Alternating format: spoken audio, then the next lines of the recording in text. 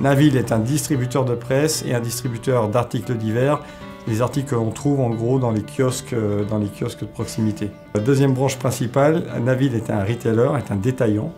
Et Navil, à ce titre-là, possède une chaîne de 200 magasins, dont l'enseigne Riley, qui est internationalement connue, puisque nous avons des Riley aux États-Unis. Donc il y a 4 ans maintenant, nous avons décidé au niveau de l'entreprise de se lancer dans un projet BI global, je dirais même un programme BI, puisque nous n'avions pas de solution en tant que telle. Mais nous avions 2 critères qui étaient pour nous prépondérants, c'était temps de réponse et mobilité.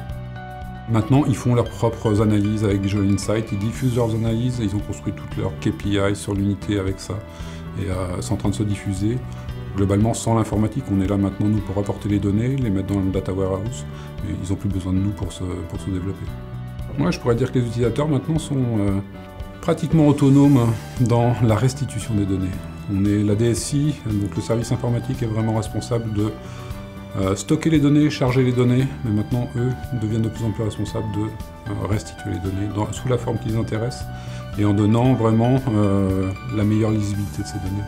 On a cherché l'information qui va provoquer une action et des tâches sur le terrain derrière.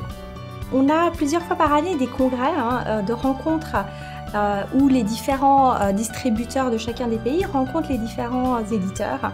Et donc on a une sorte de speed dating avec les éditeurs, des rendez-vous qui durent entre 15 à 30 minutes, donc très très rapide, et on passe d'un éditeur à l'autre comme ça. Et donc il faut être extrêmement réactif et vraiment cibler 1 ou 2 points. Par le passé, quand on partait à ces congrès, on va avoir, selon les personnes, sur 3 jours, une trentaine de rendez-vous. Et donc, on partait avec des valises remplies de papiers, de statistiques, avec parfois des frais d'excès de bagages assez conséquents. Donc là, voilà, aujourd'hui, on part uniquement avec ça et ça suffit.